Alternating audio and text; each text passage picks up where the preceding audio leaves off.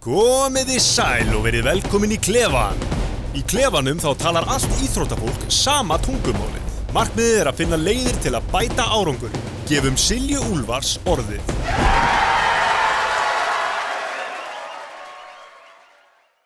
Paralympics hefjast núna í París þann 28. ágúst og eru til 8. september. Þetta 11. sinn sem Paralympics haldið svona með Ólympíuleikunum. Á Íslandi eru 5 íþróttafólk að fara á leikana, 4 keppir í sundi og 1 keppir í frjálsum. En það hún Ingeborg sem ætlar að setjast aðeins hérna hjá mér og segja okkur frá hennar vegferð að hennar fyrstu Paralympics keppni. En Klefinn með frábæra samstarfsaðila sem eru Útilíf, Nutrileng, Hafið, Lemon og Auður. Útilíf á 50 ára afmæli í ár. En Útilíf með 2 íþróttavöruverslanir sem eru í Smáralind og Kringlunni og þar getur þú fundið allt til þess að iðka íþróttir, skór, fatnaður, aukahlutir, nefndiða. Hvet ykkur til að kíkja í Útilíf þegar ykkur vantar næst eitthvað fyrir hreyfinguna. Og fylgist þið endilega með 50 ára afmælis veislunni þeirra sem fer nú að hefjast fljótlega. Nutrileng, það fyrir liðina. Ég bara get sagt ykkur það að ég fór í ferðalagi í sumar þar sem ég gleymdi Nutrilenginu mína heima. Og eftir 4 daga þá var ég orðin draghölt sem var bara mjög vont, ég með slitin hinnu, en það var samt gleðilegt að finna að eitthvað hefði svona áhrif á líkaminn og væri að virka fyrir mig. Þannig að ég tek Nutrileng með mér núna í öll ferðalög og ég ætla ekki að klikka á þessu aftur. Þetta var alveg hollt fyrir mig að finna hvað þetta vont án Nutrilengs. Lemon, þau eru næs. Þar finnurðu ferskan og safaríkan mat, hollur og góður valmöguleiki fyrir fólk sem að huga að heilsunni. Þau eru gjörn að koma með nýjungar og nýjast samloka Arnars Péturs hlaupara sem heitir Butterfly og með þeittu smjöri, avokado og rifsberjasultu. Já, svolítið skrítin samsetning en ég mæli með að þú prófir. Hafið fiskverslun. Jú, við þurfum öll heilbrigðan mat og ég veit að mörg okkar borða ekki nóga fisk og þá kjörið að kíkja í verslanir hafsins. Þær eru í Hlíðasmára í Kópavogi eða í Spöngin í Reykjavík. Þú kaupir gómsættan fiskrétt sem þú bara skellir inn í ofnin og málið dautt. Og þá það nýjasti samstarfsaðilinn okkar, Auður. En hjá Auði blæstur lífi í sparnaðinn. Það borgar sig að ávaxta með Auði. Ávöxtunin hefur aldrei verið einfaldari. Ekkert mál að stofna reikning, sjálf ég með sparnaðarreikning fyrir alla fjölskylduna þannig og fátt skemmtilegra en að sjá vextina koma inn. Appið frábært og þetta allt mjög auðvelt í notkun. Ég mæli með. En við skulum færa okkur yfir í afrekskonuna Ingeborg. Já, komið sæl, hjá mér situr Ingeborg Eide, afrekskona í íþróttum. Hún þekkir stórmótin vel, hún hefur farið 2 sinnum á EM, Evrópumeistarmóti og 2 sinnum á heimsmeistarmóti og núna á leið á sínu fyrstu Paralympics. Vertu velkomin. Takk fyrir. En segðu mér, erum við að kalla þetta Paralympics eða Ólympíuleika fatlaðra eða? Við erum að vinna bara með Paralympics. Paralympics? Já. En þú veist, það svolítið bara svona, þetta heitir bara Paralympics, það bara Olympics og Paralympics. Já, þetta bara svona þetta alþjóðlega orð. Og fólk alltaf að leitast eftir þessari íslensku þýðingu. Já. En það þarf ekkert. Við getum bara notað Paralympics. Ég veit nefnilega, eins og erlendis og ég veit að Vésteinn búin að tala hann vildi kalla þetta Team Iceland. Úti þetta Team Denmark og svo heitir þetta Parasport Denmark. Já. En þetta má einhvern veginn fjölmiðlar allavega vilja ekki kannski samþykja það. En þið að vinna með það, eða ekki? Jú, og þetta svolítið meira og meira í innleggingu og nú tölum við svolítið bara Parasport Ísland. Já. Allavega á þessu leveli. Einmitt. Já, og Paralympics, það núna að byrja. En svo eitthvað sem heitir Special Olympics og það bara allt annað. Það allt annað. Já, ok. Þetta í rauninni, Special Olympics, þar bara markmiðið að vera með og hafa gaman og allir eru sigurvegarar. Já. Á meðan að Paralympics að það svolítið eins og með Ólympíuleikana að þú að vinna þér inn þátttökurétt. Já. Ná lágmörkum og það eru kvótar og fyrir þjóðirnar og svona. Bara eins og á Ólympíuleikunum. Já. Mitt. Herðu, þú 28 ára. Já. Og útskrifaðist alþjóðabraut frá FGM og með BA í dönsku. Já, En byrju, fórstu ekki í lýðháskóla úti? jú, ég sem sagt, hef alltaf haft áhuga á tungumálum og hef bara gengið vel í því og þegar ég klára framhaldsskólan þá ákvaði ég að taka mig bara pásu og fara í lýðháskóla og læra svolítið betur inn á dönskuna Okay. og svo í framhaldi af lýðháskólanum og þá fór ég í dönskunámi í háskólanum. Okay. En þú veist, nafnið þitt, Ingeborg Eide, er það eitthvað danskt eða eitthvað? Nei, það tengist Danmörk ekki neitt. Ekki neitt. Það í rauninni hjá okkur kemur þetta frá Noregi. Já, ok. En þetta alveg danskt nafn líka. Þetta svona skandinavist nafn, sko. Já, það það, sko. Herðu, en ef við förum yfir íþróttaferilin, hvaða íþróttir hefur æft? Hvað íþróttir hef ég eiginlega ekki æft? Okay. Ég prófaði rosalega margt þegar ég var krakki. Ég prófaði samkvæmisdans, sund, fótbolta, körfubolta. Ég fór með þess að á eina æfingu í handbolta. Ég held ég sé ekki glema neinu. Nei. Þú varst í fótbolta hjá Haukum, eða ekki, þegar þú varst yngri? Jú. Já, minnir eftir að sé þig í Haukabúningnum, sko. Já, ég var alveg Haukabarn, sko. Já. Og hélt með Haukum alveg þangað til að ég fór í frjálsar í FH, sko. Já, og þú byrjar það 2008 að við höldum. Já. Svona 12 ára. Já. Ég sem sagt var að æfa fótbolta og það var farið að vera eitthvað svona, þú veist, ég fekk ekki lengur að vera með og eitthvað svona, þú veist, út af fötluninu minni. Já. Og mamma sá eitthvað staðar auglýst æfingar fyrir fatlaða í Frjálsum inn í Laugardal hjá Hauki Gunnars og við ákváðum að fara bara saman á æfingu og ég fekk að prófa. Já. Og mér fannst það bara rosalega skemmtilegt. Þú veist, prófa langstökk og spretthlaup og þannig datt ég svolítið inn í frjálsarnar. Já. Og var þar í, sko, ég veit ekki hvort það hafi verið hálft eða 1 ár eða eitthvað áður en að ég kemst svo til þín í FH í frjálsar. Og þá, manstu, sko, þá voru við í handboltasalnum. Já. Það var ekkert frjálsvitahús. Nei, ég gleymi það aldrei, sko. Þetta var svakalega stór og flottur hópur og ég held að, sko, í minningunni, sko, þá voru þið alltaf 45 að lágmarki inn í þessum handboltasal. Við vorum með alls konar stöðvar og allt þetta og ég man nefnilega, mamma er nefnilega algjör töffari og ég man nefnilega, hún sagði bara, já, Ingeborg, hún gerir allt, getur allt og bara á að gera það. Já. Hún finnur bara út úr því. Já. Og eitthvað og það var bara þannig, þetta var ótrúlega gaman að fylgjast svona með þínu fyrstu skrefum allan að þarna, því að þú fórst með okkur á öll mót og bara, þú keppti bara og í spretthlaupi og mér varst nefnilega svolítið góð í 60 metrunum líka. Já, sko, ég held að grunninn hafi þetta bara verið að þú veist, mér fannst þetta rosalega skemmtilegt og það var tekið vel á móti mér, bæði þjálfarar og iðkendur. Og ég var bara svolítið hluti af hópnum, sko. Já, algjörlega. Þetta var bara ótrúlega þéttur hópur. Það voru allir hérna saman. En, býtu, svo þú meiðist eitthvað sem mér skrifa hérna hjá mér, meiðist 2016 að hætti en kom svo aftur tilbaka í COVID. Já, ég sem sagt, ég byrjaði náttúrulega hérna í spretthlaupum og langstökki, en svo fór ég að færa mig yfir í kastgreinarnar. Já. Og var búin að vera eitthvað á kastæfingu og átti bara einhvern veginn ekki mína æfingu, ég var ekkert í neinu stöði, þannig ég var eiginlega ekkert búin að vera að kasta. Ákveð samt síðan að fara inn í hringinn og fara í gegnum atrennina og teka þarna einhvern lítinn bolta. Sem er náttúrulega ekki sama þyngd eins og kúlan. Nei.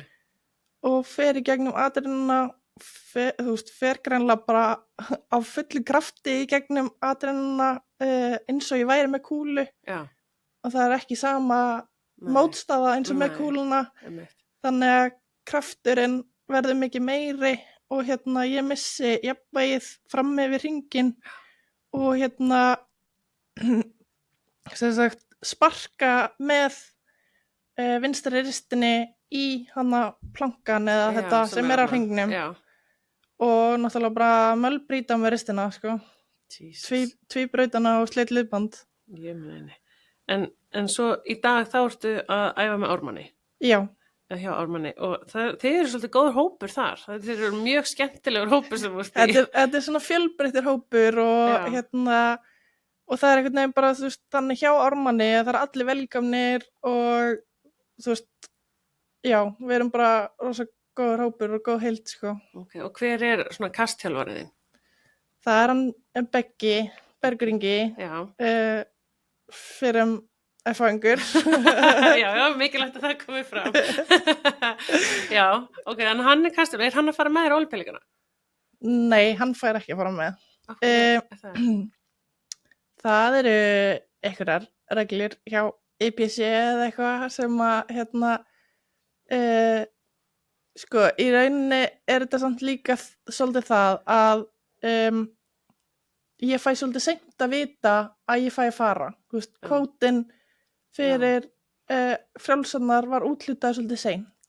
Já, líka svolítið fyrir Ólympíuleikana. Það var bara mánuði fyrir. Sko. Já, þannig að við vissum ekki að ég væri að fara og þannig að það var ekki búið hægt að gera ráð fyrir honum. Já. Ok, ég skilji. Það er alltaf einhver pólitík í þessu. Já. En ertu að vinna með köstunum, með æfingunum eða nú ertu náttúrulega bara afræðskona? Já, ég ákvaða núna áramótin að einbeita mér bara að þessu. Já. Var búin að vera alltaf í námi eða vinnu með þessu og vissi það bara að ef maður ætlaði sér að komast á þetta stórt mót að þá þyrfti ég bara að geta gefa mér góðan tíma í þetta og hugað að öllu því sem að tengist þessu líka utan æfingatímanna. Ég er með rosa flott heimi í kringum mig. Ég hef aðgangað sjúkraþjálfara, að íþróttasálfræðing, að nuddara, fólki hjá IF er rosa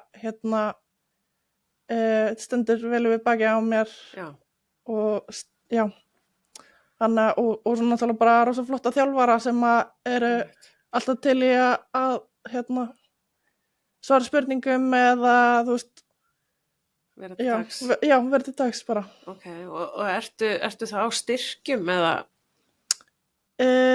Já, sem sagt, ég hef fengið smá fjárhagslegan styrk hjá IF. Ok, og eðlilega. Já. Það leiðin á Paralympics. Já, og svo náttúrulega hef ég bara það sem ég er í rauninni heppin innan gæsalappa, fram yfir íþróttafólk sem er ekki fatlað er að ég hef örorkubætur. Ok. Þannig að þannig fæ ég tekjur þegar að aðrir eru kannski svolítið að ströggla en svo líka bara er ég með flott fyrirtæki sem að styðja við baki á mér eins og Bætinnubúlan og Útilíf. Frábært. Þannig að ég er bara rosa þakklátt fyrir allan stuðningin sko. Ég sé eftir nýjum skóm sko. Já, það er ótrúlega flottir. Nýju Pegasusinn. Heldur betur.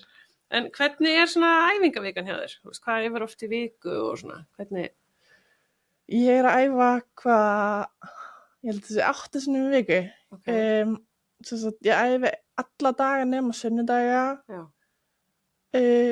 Og ég er þá 2 á mánudögum og föstudögum. Ok. Er þá auka liftingaræfing með eða eitthvað svoleiðis? Þá er ég svolítið að setja inn svona sprengkraftaæfingu. Já, ok. Af því mér fannst vanta meiri svona sprengkraft hjá mér. Ok. Sem er náttúrulega mikilvægt hjá kösturum að hafa. þannig að sko ég með einhverjar 3 lyftingaræfingar í viku, 3 kastæfingar og svo þá 2 sprengikraftsæfingar, það sem ég bara með hopp og medicine-bolta og eitthvað svona. Já, ég sá eitthvað ríl hjá þér þar sem þú varst nú að hoppa daginn og svo detturu og ég fílaði bara svo mikið að þú bara settir það inn og leiður okkur að bara hlæja með þér. Já. Það er heilmikinn húmor fyrir sjálfur þér, sko. Já, ég ger það, sko, og þú veist, það er einhvern veginn sem miklu skemmtilegra að þú veist, geta bara hlegið af þessu í stað fyrir að vera að taka sig eitthvað alvarlega og draga sig niður og eitthvað, þú veist, og ég veit að fólki finnst fyndið að sjá aðra detta og eitthvað þannig. Ég er mikill aðdáandi. En eigum við þá kannski bara að ræða aðeins fötlunina þína? Já. Sem sagt, í hvað flokki keppurðu? Hvernig virkar þetta? Sko, flokkurinn minn heitir F37. Já. F stendur fyrir field í track og field. Eins og, þú veist, kastari er field event. Já. Og sem sagt, sko, 35 til 37 tölurnar eru sem sagt standandi einstaklingar með cerebral palsy eða CP, svona heltalaumun. Ég með heltalaumun en þetta getur verið mismunandi, sko, hvort þú sért með eina hendi, fót og hendi eða eitthvað svoleiðis. Ég ykkur útskýrði fyrir mér þetta væri svona líkaminn eiginlega skiptist í helming. Annarkvort milli hliða, bara hægri og vinstri hlið, eða þá bara frá mitt upp og niður. Já, í rauninni, þú veist, þú ert með sko, eins og þau kallar þetta á íslensku, heltalaumun, tvendalaumun og fjórlaumun. Ok. Sko, tvendalaumun, þá er það í rauninni báðir fætur. Og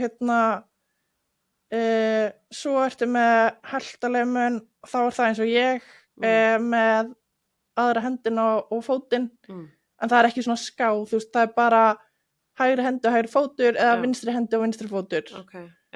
Og svo ertu með þá fjórlaumun sem er báðir fætur og báðar hendur og að einhverju leiti í búknum líka mismikið og getur alveg farið upp í þú veist háls- og munnsvæði þannig að þú veist fólk getur líka átt erfitt með að tala.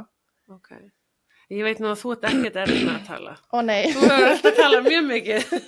Heyrðu, en hvernig fara svona próf fram? Þú veist að setja ykkur í flokkana. Já, sko þetta virkar þannig að við þurfum að byrja fyrst að því að fara í flokkun hérna heima, eða við þurfum að heimsækja lækni hérna heima sem að segir, þú veist, já við höldum að þú sért í þessum flokki út frá þinni fötlun og svo þurfum við að fara sagt, á mót erlendis, opin mót þar sem að eru framkvæmda flokkanir. Já, bara svona á einhverju stórmótum eða eitthvað. Já, þá er þetta svona opin stórmót, það er svona eins og ekki HM og EM en kannski bara eitthvað Dubai Classic eða eitthvað. Já, eitthvað svona, já.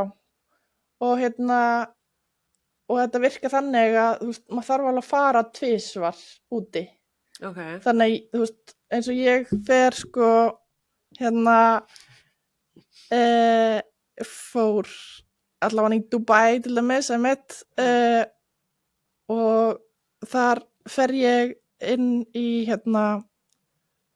bara inn til, eins og ég sé að fara til læknis inn á bara svona sjúkrastofu og þeir framkvæma alls konar prófanir með þú veist hreyfanleika á útlimunum hjá mér, þú veist hendina og fætinum og bera saman líka þú veist vinstri og hægri og eitthvað svona. Láta að gera einhverja æfingar eða? Já, bæði í rauninni sjá sko hreyfanleika, þú veist, flexibility og styrk og svo láta þær mig gera eitthvað svona æfingar með fín hreyfingar og eitthvað svoleiðis, þú veist, eins og að halda á tennisbolta og láta hann detta, þú veist, já, það var í rauninni, sko, ég átti að hlusta eftir klappi, klappa og þá var það svona reflection, eða þú veist, svona bara,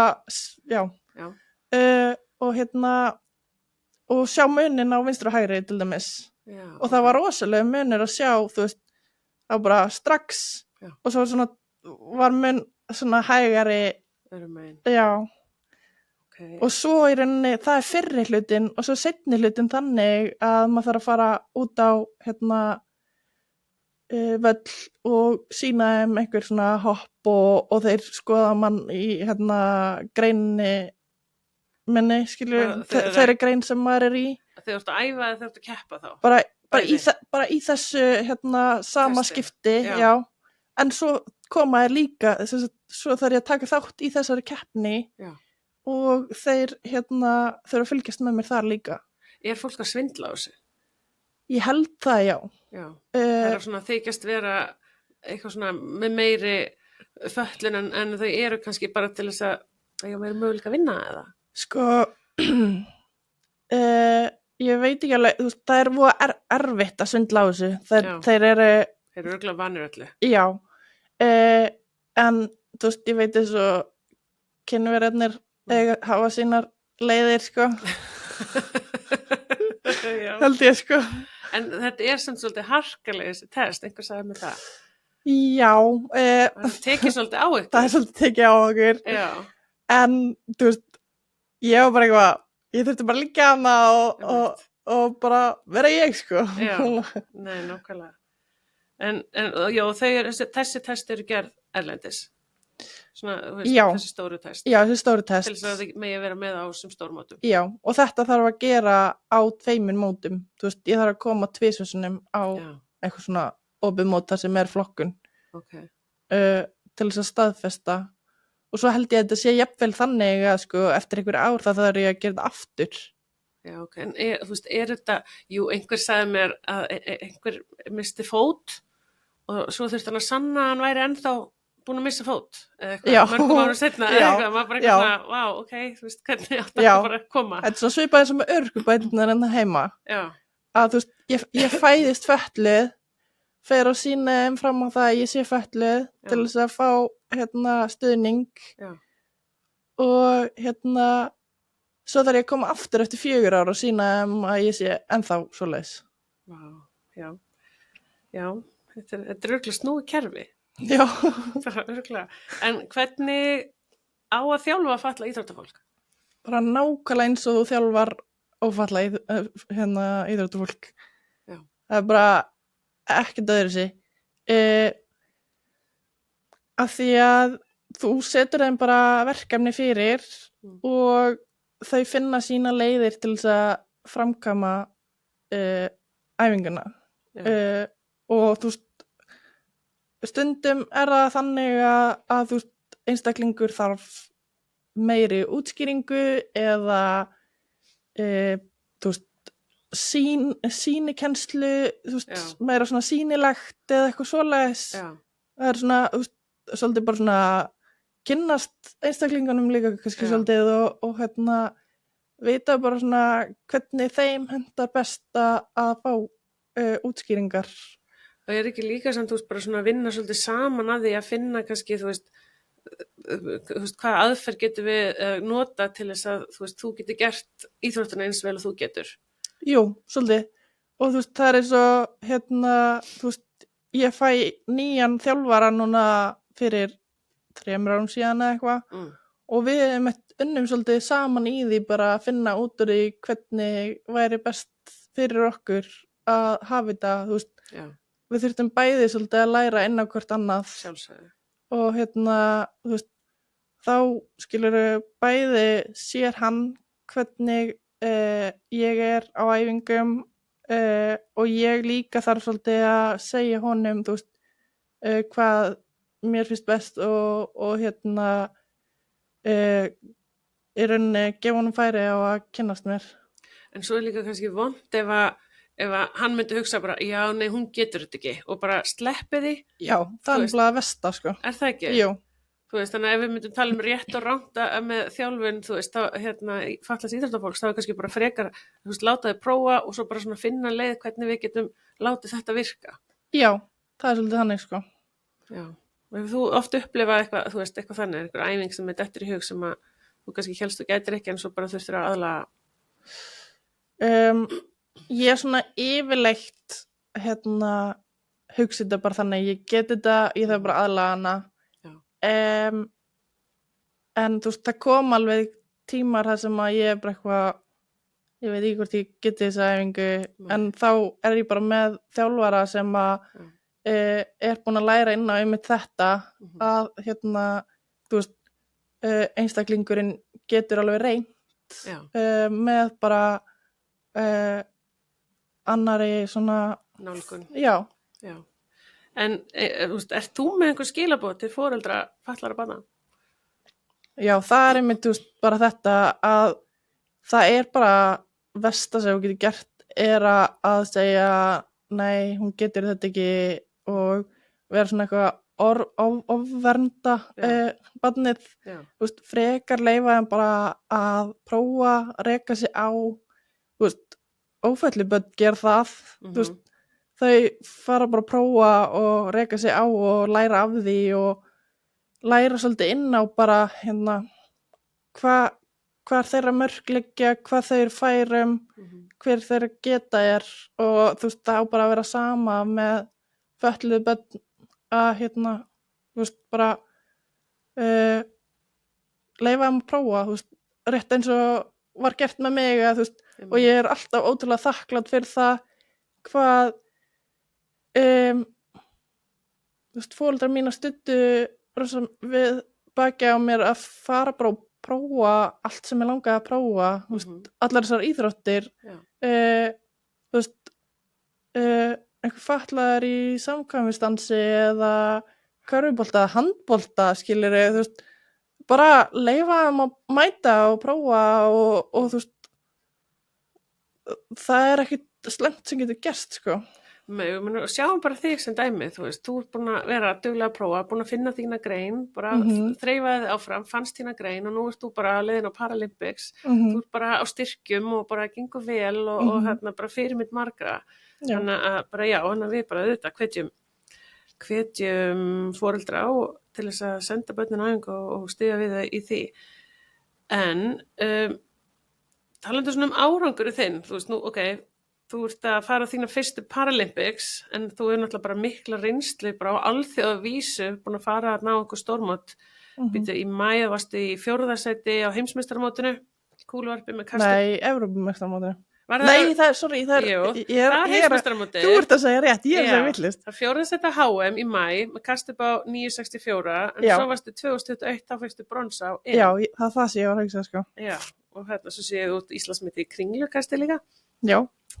En sko, Íslandsmeti í kúluvarpi, því að ef við förum aðeins yfir þetta, því þá ertu sko, þú ert að vinna á eitthvað og svo bara núna áramótin, að þá hættir bara vinnunni, þú ætlar bara að fókusa á þetta og þá áttur 9,40, 9 metra og 40 centimetra í kúluvarpi og en svo bættur Íslandsmetið og fóst bara beint í 9,73 og svo á Ítalíu núna í apríl, þá kastaður 9,83. Já. Og ég heyrði að það verið svolítið fyndið saga eitthvað í kringum það Íslandsmet. Já, það var svolítið fyndið. Það var á Ítalíu. Já, það passar. Þetta var bara svona opið mót á Ítalíu, svona frekar afslappað fyrir alþjóðlegt mót, sko. En samt alveg alþjóðlegur standard. Ég sem sagt fer þarna og keppi í kúluvarpi og á bara þokkalega köst og ég bara frekar sátt með þetta og svo veit ég hvort það hefur verið í 4. kasti eða eitthvað sem að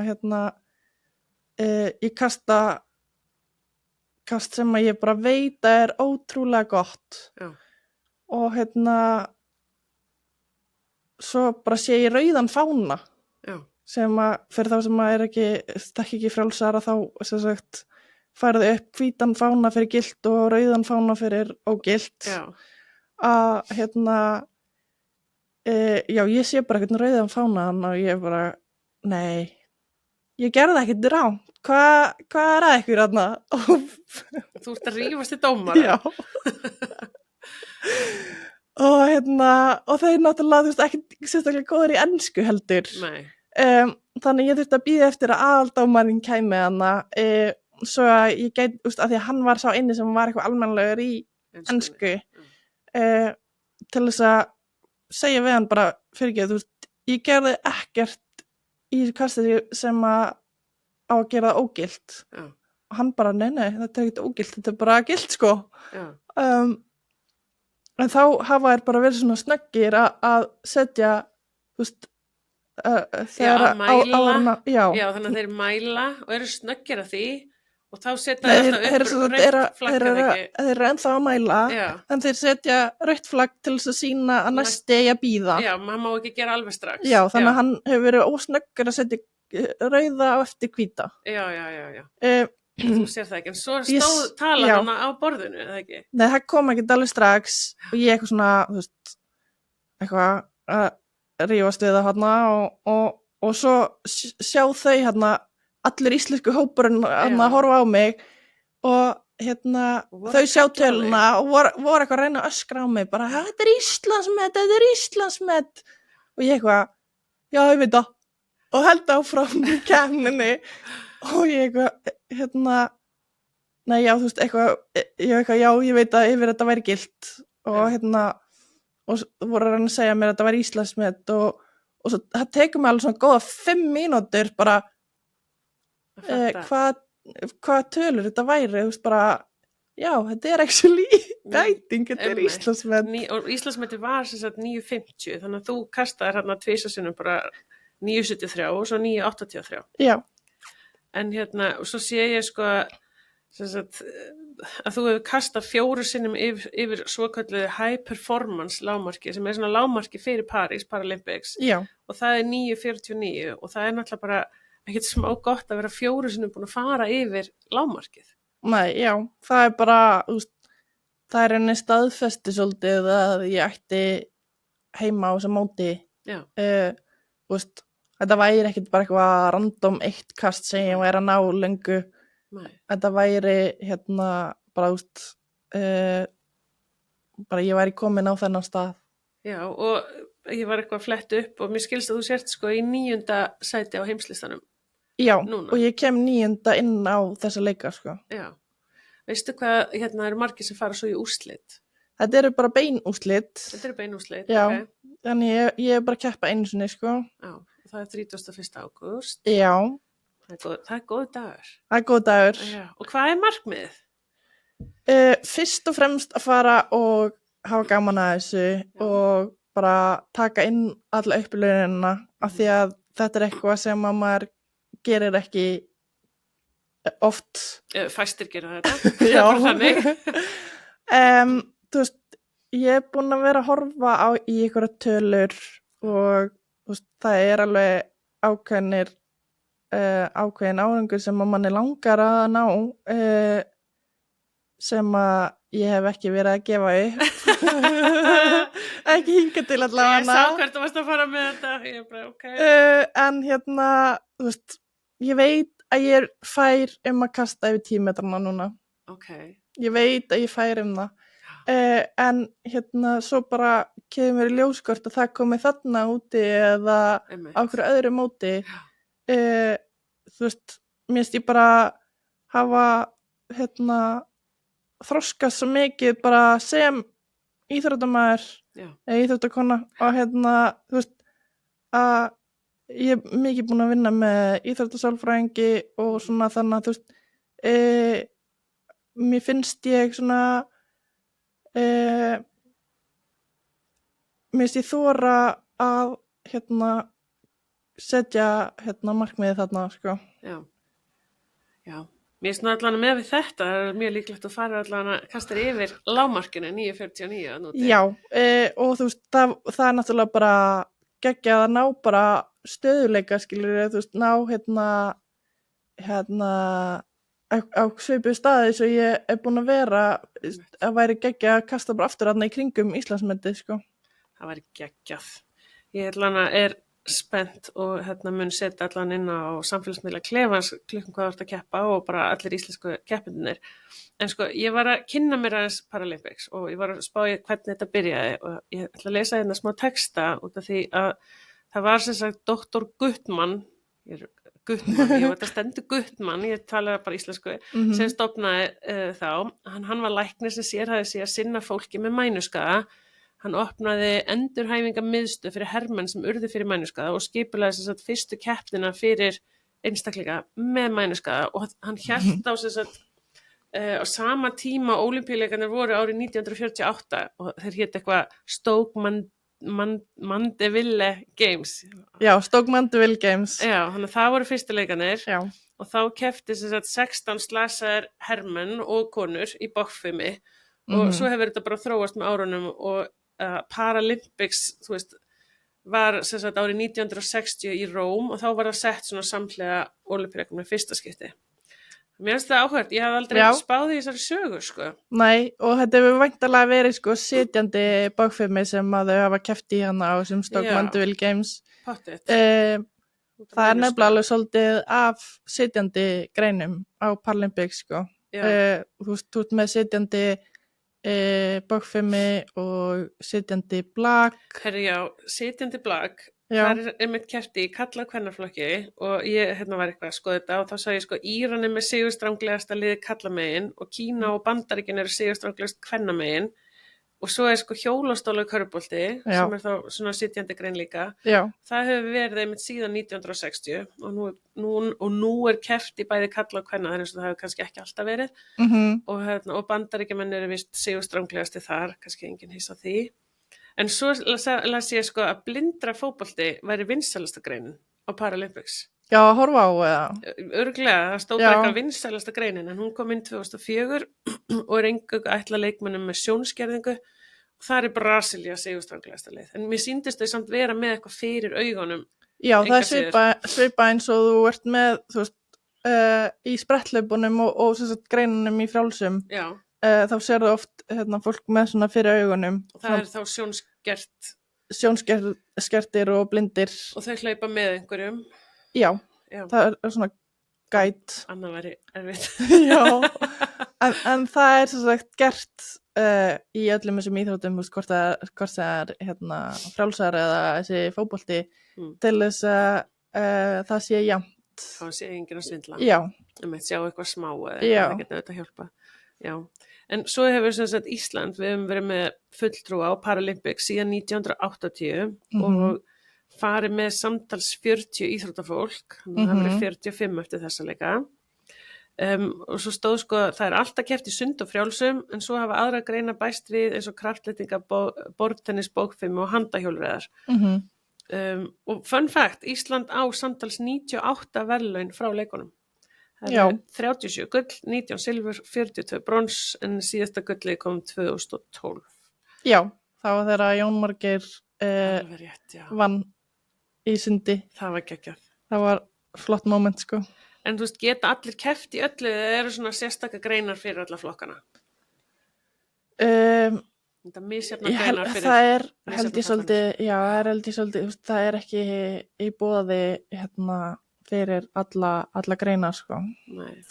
Þú veist, eins og fyrir þig, gæti þú keppt, eða þú veist, eru þínar greinar fyrir þinn fötlunarflokk í mörgum greinum, eða ég bara ekki skrýta orða, en alltaf leið, það skildi mig. Ég skildi það allavega. Það er ekki, ég hef bara ekki kynnt mér það, sko. Nei. Ég er búin að vera svo lengi í frjálsum og bara þú ert bara þar einbeitt mér að því, sko. Já. En og svona aðeins með Paralympics í París, þeir hefjast núna 28. ágúst og eru til 8. september og þú ætlar að vera út allar tíma, eða þið allir hópurinn, allir hópurinn 24. til 9. er það rétt hjá mér? Já, það passar, við erum að fara út núna á laugardaginn bara 24. sem hópur, svolítið stór hópur bara. Já. Þeir eru svo úti þegar þessi þáttu kemur út. Já. Þið hlusta át úti. Geggjað. Getur steytt okkur stundir. Já. Nei, við ætlum að fara sem hópur bara og höfum annað smá tíma til að aðlast og opnunarhátíðin verður 28. Hún verður svolítið öðruvísi heldur en á Ólympíuleikunum. Já, þið verða ekki sigla niður signu. Nei, við fáum ekki að fara í báta. Nei. Og það í rauninni bara út af því að þessi bátar eru svo ógeðslega gamlir Já. að þeir eru ekki aðgengilegir fyrir alla. Nei, nákvæmlega. Þannig að við fáum skrúðgöngu frá Sigurbúanum niður Champs-Élysées Já. og endum þar einhvers staðar. Þið endið á Palace de la Concorde. Já, Með íslensku já, hreim. það er reyndar, já, það er mjög, svona eitthvað merkur staður líka, já. Já, ég man ekki hvort að maraþonu hefði endað þar eða eitthvað. En það er sem sagt, út af því ég fór á Ólympíuleikana og þá sá ég einmitt að Paralympics logoði var á Sigurbúanum. Já. Þannig að Ólympíuhringirnir voru á Eiffel-turninum og Paralympics á Sigurbúanum. Já. Þannig að mér svona einmitt grunaði þetta. Já, og það er einmitt, þú veist, ég er ekkert sem allir vita það, einmitt, að það er sikkvort merkið fyrir Ólympíuleika og Paralympics. Einmitt. Og ég man ekki alveg hvað Paralympics merkið heitir, en það stendur eitthvað fyrir, ég held að standi fyrir para eða saman, og er eitthvað svona, eitthvað fræði á bakvið þetta, sko. Já, pottitt, eins og bara hringirnir eitthvað, ég held að þetta tákna heimsálfur, þannig að þetta er örugglega það og svo liggur þetta bara öðruvísi. En 400 íþróttafólk frá öllum heimshornum kepptir í 22 íþróttagreinum og eru líka við helstu staðin í París eins og Eiffel-turninn og það. Það var það sem var svo merkilegt við Ólympíuleikana. Ég fór bara í fyrsta skipti og að horfa og svona, en það voru allir einmitt að tala um að þetta hefði verið svolítið skemmtilegt í París, bara svo þú getur látið hlakka til. Já.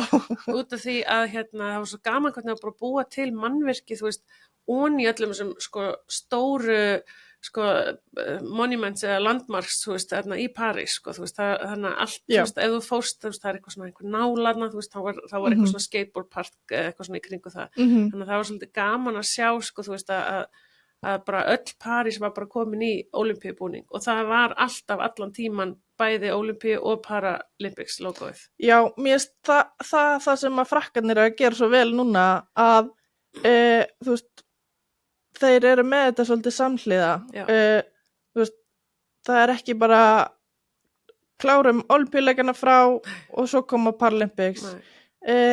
Það er, þeir hafa verið með sýnilegt Paralympics-merkið allan tíman og þeirra, íþróttamenn er sagt bara eitt lið. Já. Það er ekki Ólympíulið og Paralympics-lið, það er bara, frakkarnir eru bara saman. Já. Og mér finnst það svolítið flott, sko, þú veist, það er allir settir undir einn hatt. Já. Og bara, já. En það voru líka alla merkingar, það voru alltaf bæði logoin. Já. Og það stóð til dæmis á ljósastörum að þá var svona fánar sikkur megin og þá var Ólympíu hringirnir öðrum megin og svo Paralympics logoið hinum megin. Þú veist, þannig að ég myndi hugsaði bara svona markaðsfræði, þú veist, og kynningamál, þú veist, þá var þetta mjög smart til þess að kenna fólki bara, þú veist, þetta er það sama. Já.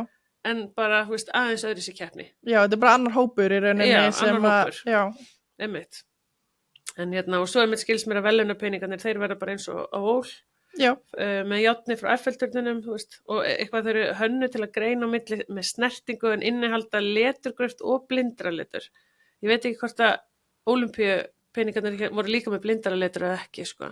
Nei, ég þekki það ekki, sko. Nei, en svo er það þorpið. Já.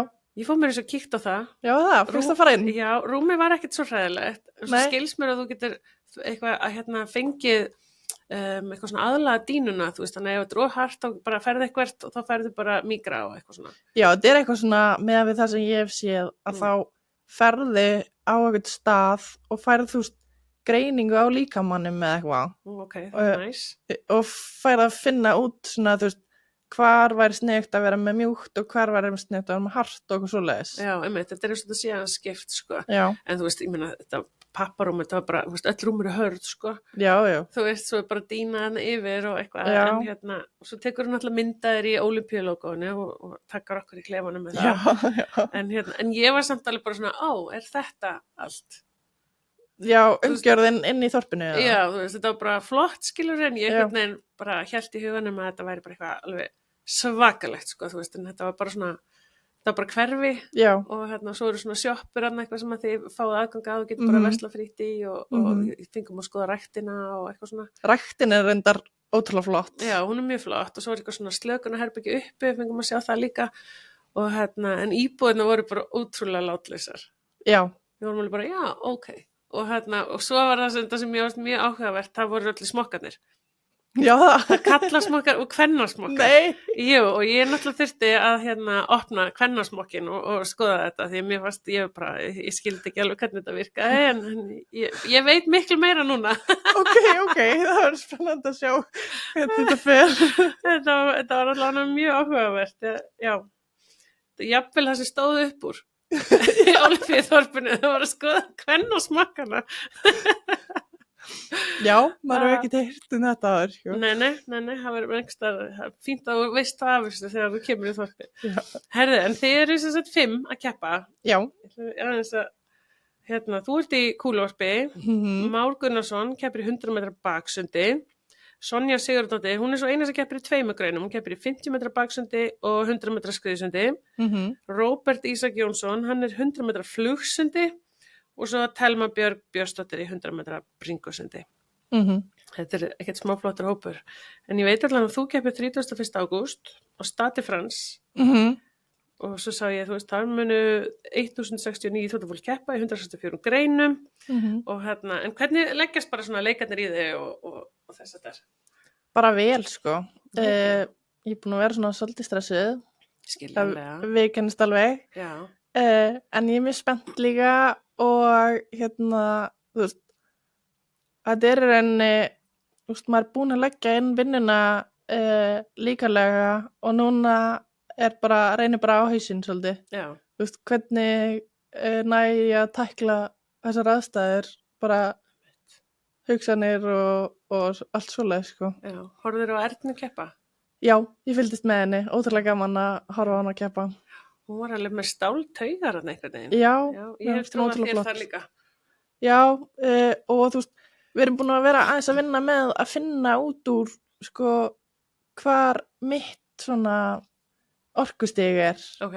Þú veist, af því að, margir íþróttamenn eru kannski, þú veist, bara svona ógeðslega einbeittir og svona, þú veist, svona alvara hvað hlaus og það er eiginlega svolítið misskilið að þú veist, það sé allir svoleiðis og það sé það að vera einbeittur. Einmitt. Í mínu tilfelli þá er það bara svolítið gleðin. Já, ég hef alltaf giskað á það. Já, það ekki. Já. Þannig að ég þarf svolítið að passa mig að gleyma mér bara ekki að detta í bara einhverjar og alvarlegar aðstæður, sko.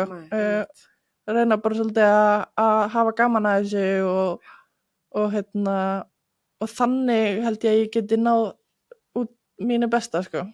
Já, allan að þekkjandi þig svona aðeins í nokkur ár, sko. Já, það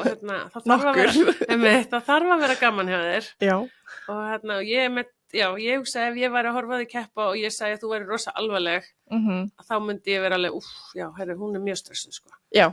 Þannig að þú þarft alveg að reyna að finna svona þitt svona, já. En þú segir þið að vinna í því, ertu þá með íþróttasálfræðing? Já, þá er ég að tala Ella íþróttasálfræðing sem hefur verið að vinna með mér í vetur. Og er hann að fara með þér út, eða? Já, hann fer með út og ætlar að styðja við okkur. Frábært. Þannig að hann getur sagt í brandar á hliðalínu ef þú verður alvarleg. Já. Og svo verða stelpunar líka mættar hann að hulda á sig. Já, það er maður gefur gott sjátt á þetta þess, sko. Mestu peppararnir, það er það er örugglega eftir að garga svolítið á mig og að passa upp á að ég haldi svolítið í gleðina, sko. Það er alltaf út með að fara samfæra mömmuðin út, er það ekki? Jú, það verður bara stór hópur í stúkunni, það er mamma og pappi ætla að mæta og bróðir minn og kærasta hans Já, og svo Hulda og Sigga. Hulda og Sigga, það eru náttúrulega bara í fjölskyldinni, sko. Það eru fjölskylda. Já, þið eru frábærar allar saman, sko. En í byrjun árs, þetta svona, við nú erum að fara að loka þessu, en í byrjun árs fannst þér raunhæft að komast á Paralympics? Sko, mér fannst þetta alltaf svolítið fjarrænt draumur. Mér fannst þetta rosa stórt mót, stór pallur. Mér var búið að langa svolítið að komast á annan stað. En ég kom inn í frjálsarnar aftur í rauninni til þess að hafa gaman að þessu og þú veist, jú, ég rosa keppnismanneskja þannig þú veist, mér langaði mitt aftur inn í innan afreiksheim en þú veist, byrjunin var bara þannig að ég var bara að hafa gaman að þessu og góðslaus en svo þegar ég fæ að vita áramótin hvert lágmarkið þetta high performance lágmark að þá fann ég það bara, þetta var bara einhver tilfinning sem að ég fékk sem að þess að ég hugsaði bara ég get þetta bara ég get alveg kastaði yfir þetta lágmark sko. Já, en það lágmarkið var líka 9.50 og þú átti 9.40, það ekki? Jú, basically. Og það svolítið svipað núna með þetta 9.83 og 10 að ég fékk svolítið svona tilfinningu daginn og með smá svona tilfinningu bara, já, ég get þetta.